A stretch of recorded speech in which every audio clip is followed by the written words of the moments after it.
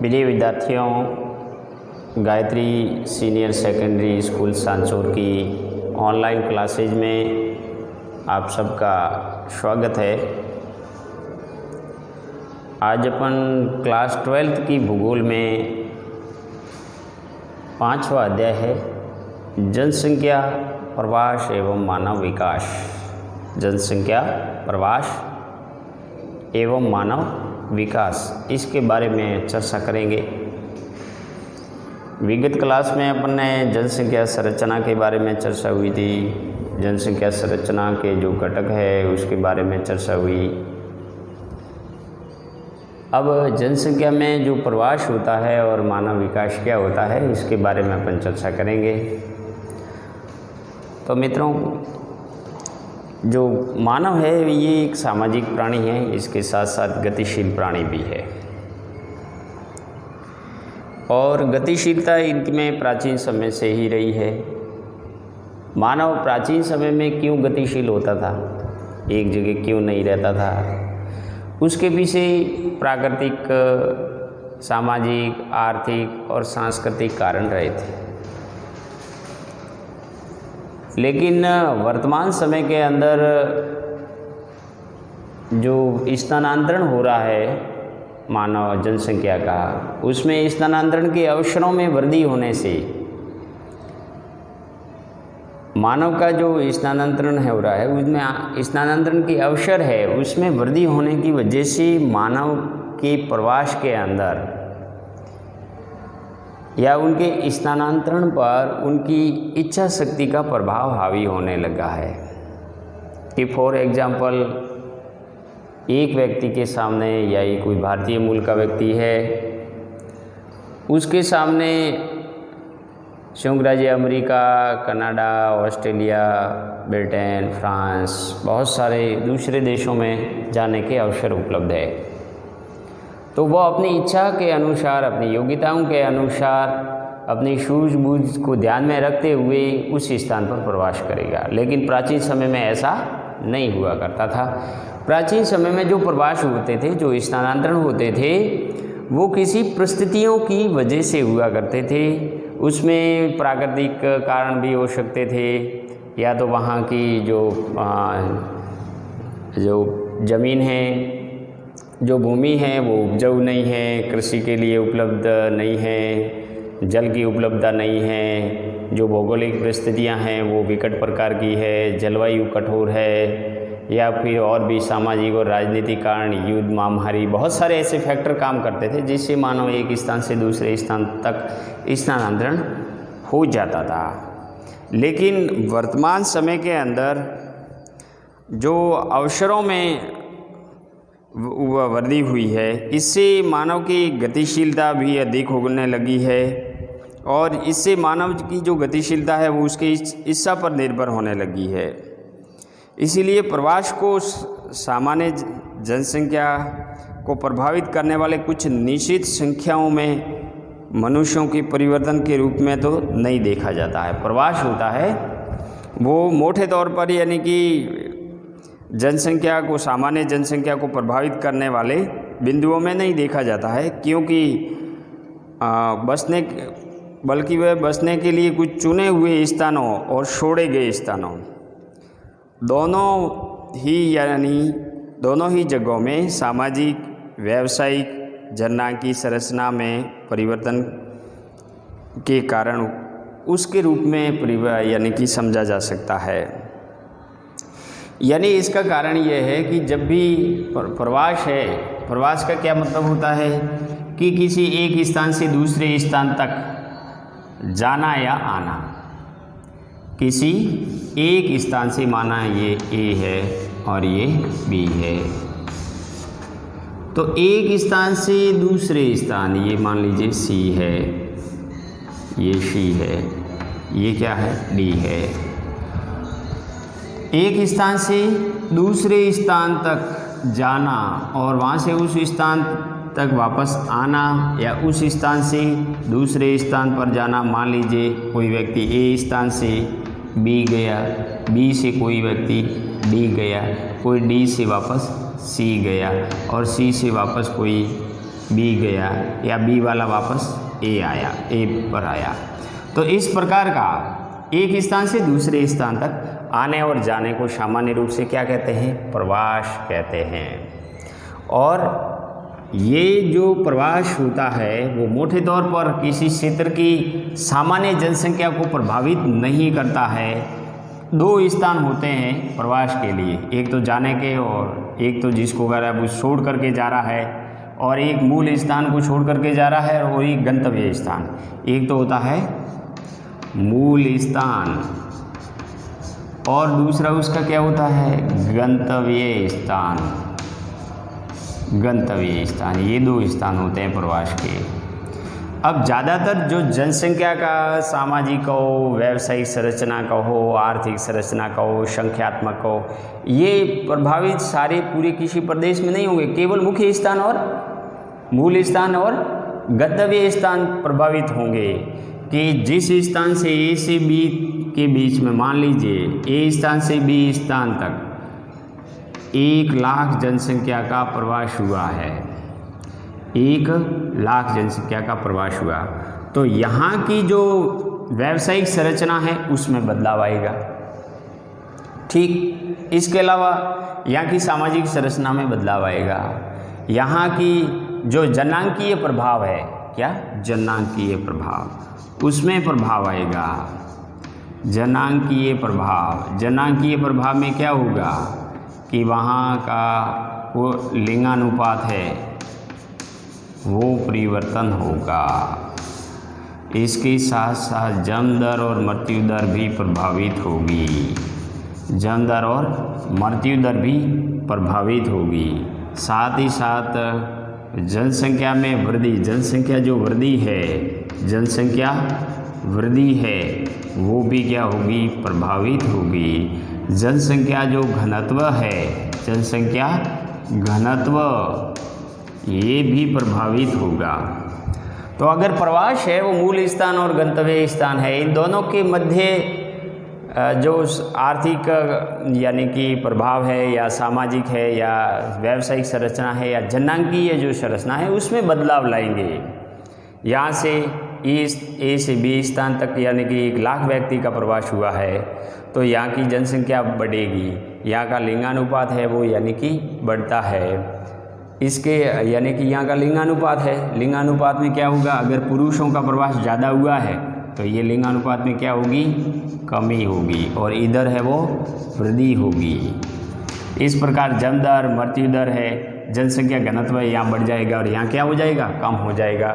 यहाँ रोजगार के अवसर है वो उसमें प्रतिस्पर्धा की स्थिति बने रहेगी, यहाँ कम पड़ जाएंगे। तो ये बहुत सारा परिवर्तन होगा, जो जनांकीय परिवर्तन होगा, आर्थिक होगा, सामाजिक होगा, राजनीतिक होगा।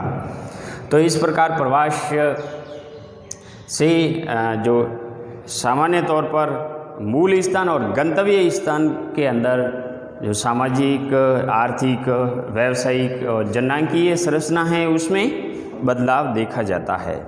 संयुक्त राष्ट्र संघ के अनुसार प्रवसन एक प्रकार की भौगोलिक स्थानिक प्रवासिता है जो एक भौगोलिक इकाई या दूसरी भौगोलिक इकाई के मध्य देखने को मिलती है, जिनमें रहने का मूल स्थान और पहुंचने का स्थान दोनों भिन्न होते हैं। बिल्कुल सही है, प्रवास के अंदर मूल स्थान और गंतव्य स्थान है वो दोनों भिन्न होते हैं।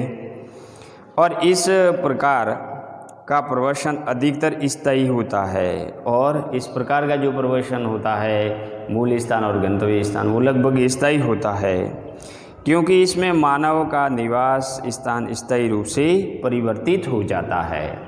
जब मानव प्रवास करता है तो उनमें जो मूल स्थान है छोड़ करके गंतव्य स्थान तक जाता है, जिससे उसका नया जो स्थायी आवास कहाँ बन जाता है? गंतव्य स्थान बन जाता है। जैसे उदाहरण के तौर पर सांचौर से एक व्यक्ति है वो महाराष्ट्र गया है और वहाँ उन्होंने सारा यानी कि जो कार्य है, जो आर्थिक रूप से जो व्यवसाय है वो वहाँ उन्होंने पनपाया, वहाँ विकसित किया। उसके बाद में धीरे धीरे वहाँ वो स्थायी रूप से रहने लगा और वो स्थायी निवासी बन गया। तो उनका जो स्थायी निवास है वो गंतव्य स्थान तक हो जाता है और मूल स्थान से क्या हो जाता है, परिवर्तित हो जाता है। प्रवास से संबंधित जो परिभाषा आई है संयुक्त राष्ट्र के अलावा बोग-महोदय की परिभाषा है। बोग-महोदय ने प्रवास को परिभाषित करते हुए कहा है कि एक मानव समुदाय या समूह के द्वारा अपने स्थान को त्याग कर किसी अन्य स्थान पर जाकर रहना या बसना प्रवसन कहलाता है। यानी ये किसी मानव समुदाय के द्वारा या समूह के द्वारा अपने स्थान, अपने मूल स्थान को त्याग करके किसी दूसरे स्थान या अन्य स्थान पर जाकर रहना बसना क्या कहलाता है, प्रवास या प्रवसन कहलाता है। अब प्रवास के जो प्रकार है, भेद है, उनमें पृथ्वी के विभिन्न भागों में एक प्रदेश से दूसरे प्रदेश में मानव वर्गों का प्रवास होता रहता है। इसे हम जनसंख्या का स्थानांतरण भी कह सकते हैं, क्योंकि प्रवास होगा मानवता का तो सीधा है कि जनसंख्या का स्थानांतरण होगा। और स्थानांतरण के रूप में दो भेद हैं इसके, उत्प्रवास और आप्रवास। उत्प्रवास का क्या मतलब होता है कि स्थानांतरण की वह प्रक्रिया जिसके द्वारा एक स्थान से दूसरे स्थान को जाते हैं। स्थानांतरण की वह प्रक्रिया जिसके द्वारा एक स्थान से दूसरे स्थान, मनुष्य है वो एक स्थान से दूसरे स्थान जाते हैं, उसे अपन उत्प्रवास कहते हैं। आप्रवास मतलब आगमन की वह प्रक्रिया जो बाहरी राज्यों से दूसरे स्थानों से यानी दूसरे स्थानों से किसी प्रदेश के या स्थान के अंदर आते हैं। अब देखो इसको अपन एक छोटा सा डायग्राम से समझ लेते हैं कि उत्प्रवास होता क्या है। उत्प्रवास का मतलब होता है कि जैसे आपके बुक्स के अनुसार परिभाषा अपन समझें तो स्थानांतरण की वह प्रक्रिया, स्थानांतरण की वह प्रक्रिया जो किसी एक स्थान से मनुष्य दूसरे स्थान जाता है, एक स्थान से दूसरे स्थान जाता है। मान लीजिए ये कोई शहर है और इसको छोड़ करके वह दूसरे स्थान कहाँ जा रहा है, वो बी स्थान तक जा रहा है। और वो कहाँ जा रहा है, सी स्थान तक जा रहा है। वो कहाँ जा रहा है, डी स्थान तक जा रहा है। तो स्थानांतरण की वह प्रक्रिया जहाँ मनुष्य एक स्थान से को त्याग कर छोड़कर दूसरे स्थान तक क्या करते हैं, जाते हैं, इसे अपन क्या कहते हैं, इसे उत्प्रवास कहते हैं। इसे उत्प्रवास कहते हैं। देखो ये क्या है, इसका मूल स्थान है, जन्म स्थान है, और ये क्या है, इनका गंतव्य स्थान है, गंतव्य स्थान है। तो अपन साधारण शब्दों में यूँ कहें कि मूल स्थान को छोड़कर अन्य गंतव्य स्थान पर जाना, दूसरे स्थान पर जाना, उसे क्या कहते हैं, उत्प्रवास कहते हैं, उत्प्रवास कहते हैं। जैसे उदाहरण के तौर पर समझे कि ब्रिटेन से, फ्रांस से, पश्चिमी जो यूरोपीय देश है, पुर्तगाल से, जर्मनी से बहुत सारे जो प्रवासी थे वो इस देशों के अंदर यानी कि 16वीं, 17वीं, 18वीं शताब्दी के मध्य इन देशों को छोड़ करके दूसरे देशों के और प्रवास हुआ है। यानी इन्होंने अपने इस जो ब्रिटेन वासी थे, फ्रांसीसी थे, पुर्तगाली थे, जर्मनी वासी थे, ये इन्होंने अपना मूल स्थान छोड़ करके अन्य स्थान पर कहाँ गए, संयुक्त राज्य अमेरिका गए, या अपन यूँ कहे कि उत्तरी अमेरिका गए, उत्तरी अमेरिका महाद्वीप गए, उत्तरी अमेरिका महाद्वीप गए, या फिर दक्षिणी अमेरिका महाद्वीप गए, या ब्राज़ील के अंदर इनका प्रवास हुआ। ब्राज़ील के अंदर यहाँ का प्रवास हुआ, यूएसए के अंदर, संयुक्त राज्य अमेरिका के अंदर ज़्यादा प्रवास हुआ। तो ब्रिटेन से, फ्रांस से, पुर्तगाल से जो लोग अपना मूल स्थान छोड़ करके संयुक्त राज्य अमेरिका में प्रवास हुआ है उसको अपन क्या कहते हैं? उत्प्रवास। ये जो ब्रिटेन, फ्रांस, पुर्तगाल, जर्मनी, ये सारे क्या है? उत्प्रवासी। उत्प्रवासी। और जैसे भारत का उदाहरण लें कि भारत में उत्तर प्रदेश से, भारत के अंदर क्या है? यूपी से, उत्तर प्रदेश से और बिहार से, यहाँ से बहुत सारे लोग हैं वो छोड़ करके यहाँ यानी कि महाराष्ट्र और गुजरात में गए हैं। तो महाराष्ट्र में ज़्यादातर आप्रवास हुआ है, लेकिन उत्प्रवासी कहाँ सबसे ज़्यादा है? उत्तर प्रदेश और बिहार के अंदर। तो स्थानांतरण की वह प्रक्रिया, इसमें उत्तर प्रदेश और बिहार से महाराष्ट्र की ओर स्थानांतरण तो हुआ है, लेकिन स्थानांतरण की वह प्रक्रिया जिसमें मनुष्य एक स्थान से दूसरे स्थान तक जाते हैं। उत्तर प्रदेश और बिहार को छोड़ करके कहाँ गए?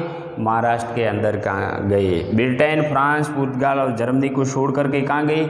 उत्तरी अमेरिका गए। तो ये क्या कहलाया? उत्प्रवास कहलाया। अब आप्रवास। आप्रवास का मतलब क्या है? कि आप्रवास का मतलब होता है कि आगमन की वह प्रक्रिया, आगमन की वह प्रक्रिया जो अन्य देशों से, राज्यों से, प्रदेशों से लोग मूल स्थान पर आते हैं, गंतव्य स्थान पर आते हैं, उसको अपन क्या कहते हैं? आप्रवास कहते हैं। जैसे ये क्या है? यूएसए हैं। यूएसए के अंदर जो ब्रिटेन से आए, ब्रिटेन से लोग आए, फ्रांस से भी आए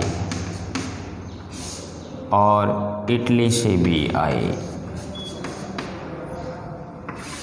जर्मनी से भी आए। तो दूसरे स्थानों से आगमन की वह प्रक्रिया, इसमें क्या हुआ है? संयुक्त राज्य अमेरिका में आगमन हुआ है।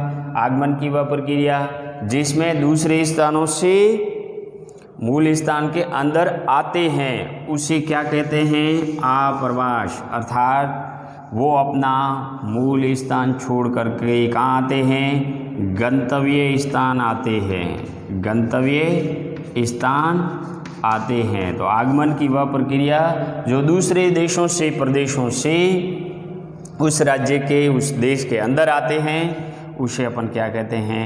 आप्रवास। तो सबसे ज़्यादा आप्रवासी कहाँ हुए? संयुक्त राज्य अमेरिका के अंदर। यहाँ तो सबसे ज़्यादा आप्रवासी हुए। और सबसे ज़्यादा उत्प्रवासी कहाँ हुए? ब्रिटेन, फ्रांस, इटली के अंदर सबसे ज़्यादा उत्प्रवासी हुए। तो उत्प्रवासियों की संख्या सबसे ज़्यादा पश्चिमी यूरोपीय देशों में, जबकि आप्रवासी की सबसे ज़्यादा संख्या कहाँ है? संयुक्त राज्य अमेरिका में है। तो संयुक्त राज्य अमेरिका के अंदर जनसंख्या में वृद्धि का मुख्य कारण क्या है? आप्रवास होना। आप्रवासी की वजह से इनका जनसंख्या में वृद्धि होना। अब ये दावा करते हैं ब्रिटेन, फ्रांस, इटली कि हमारे पास में जनसंख्या नियंत्रण में है, कम है, हमने जन्म दर यानी कि नियंत्रित कर दी है, जनसंख्या वृद्धि को नियंत्रित कर दी है। हाँ, ये ज़रूर है कि इन्होंने जनसंख्या वृद्धि को नियंत्रित की है, लेकिन यहाँ जनसंख्या घनत्व कम है या जनसंख्या कम है, तो उसके पीछे क्या कारण है कि इन लोगों ने अपना मूल स्थान छोड़ करके दूसरे स्थान पर जाके बस गए हैं। अर्थात ये कहाँ गए? ये ज़्यादातर यानी कि संयुक्त राज्य अमेरिका गए, ऑस्ट्रेलिया गए, अफ्रीका गए। तो ये सारे उत्प्रवासी अलग अलग स्थानों पर गए। अब यानी कि आता है कि ये तो आप्रवास और उत्प्रवास से संबंधित परिभाषाएं थी। प्रवास की जो धाराएं होती है कि जो प्रवास होता है वो एक यानी कि धाराओं जो होती है, जैसे ग्रामीण से ग्रामीण प्रवास छोटे लेवल पर कहाँ होता है? ग्रामीण से ग्रामीण। और ग्रामीण से ग्रामीण भारत की दृष्टि से सबसे ज़्यादा प्रवास किसका होता है? महिलाओं का होता है, क्योंकि महिलाओं का एक गांव में मायका होता है, दूसरे गांव के अंदर उसका ससुराल होता है। तो सबसे ज़्यादा ग्रामीण से ग्रामीण विकासशील देशों के अंदर, भारत जैसे मानसूनी देशों के अंदर महिलाओं का प्रवास ज़्यादा होता है ग्रामीण से ग्रामीण। दूसरी जो है कि ग्रामीण से नगरीय, अब ये विकासशील देश हैं जो कम विकसित देश हैं, उसमें ग्रामीण से नगरों की ओर प्रवास किसका सबसे ज़्यादा होगा? पुरुषों का ज़्यादा होगा, क्योंकि पुरुष गांव छोड़कर रोजगार की तलाश में शहर में ज़्यादा जाके बसते हैं, जबकि महिलाएं सबसे ज़्यादा गाँवों में रहती।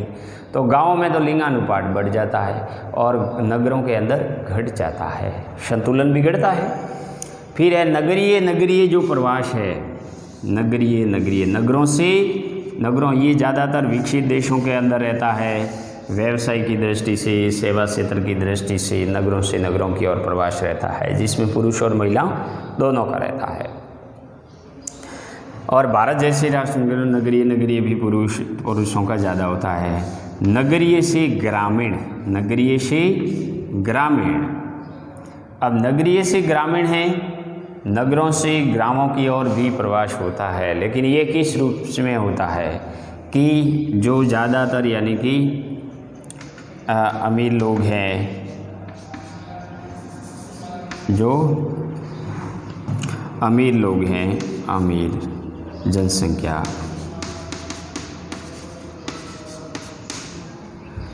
तो उनका ज़्यादातर जो प्रवास होता है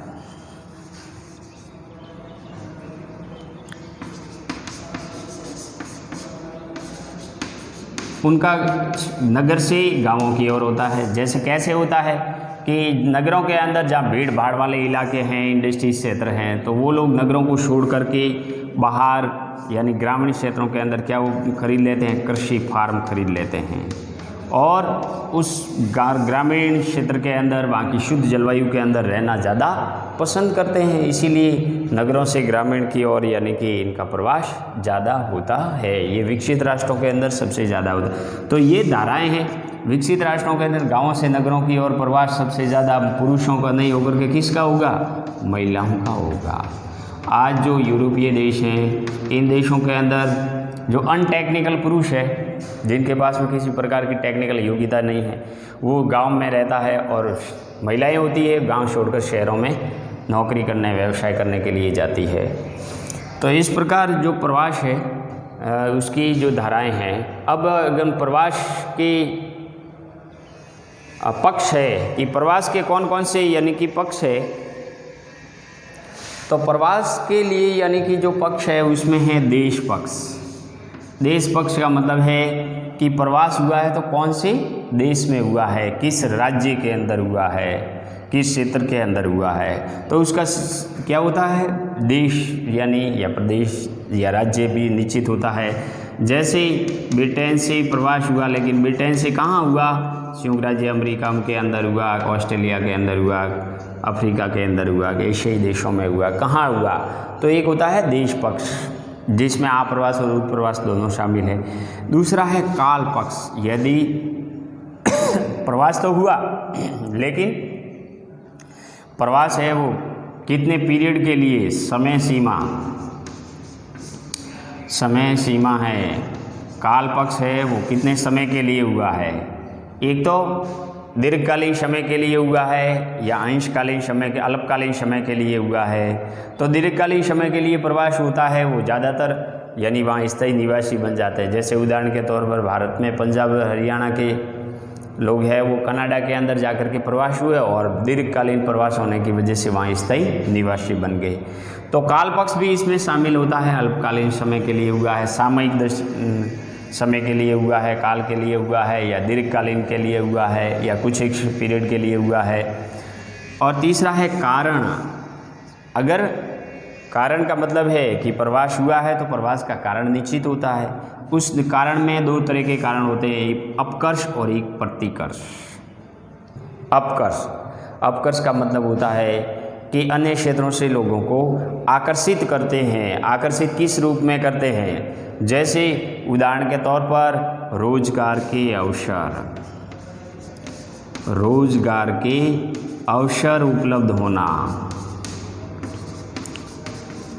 होना जहाँ रोजगार का अवसर उपलब्ध है। तो महानगरों के अंदर यानी कि नगरीय क्षेत्रों के अंदर रोजगार के अवसर अधिक उपलब्ध होते हैं। वहाँ की जो आधुनिक जीवन शैली है, सुख सुविधाओं की जीवन शैली है, वो लोगों को यानी कि आकर्षित करती है। इसके अलावा आर्थिक जो कारक होते हैं वो भी प्रभावित करते हैं। फिर वहाँ की जो चिकित्सा सुविधाएं हैं, परिवहन की सुविधाएं हैं, शिक्षा की सुविधाएं हैं, ये शिक्षा, चिकित्सा, परिवहन संबंधी, आवास की सुविधाएं होना, रोजगार के अवसर होना, ये जो यानी कि क्या है, अपकर्ष जो कारक है, इससे लोगों का प्रवास होता है। यानी जिससे लोग हैं वो यानी कि उस क्षेत्र में जाना पसंद करते हैं। प्रतिकर्ष का मतलब होता है कि ऐसे कारक जिससे लोग अपने मूल स्थान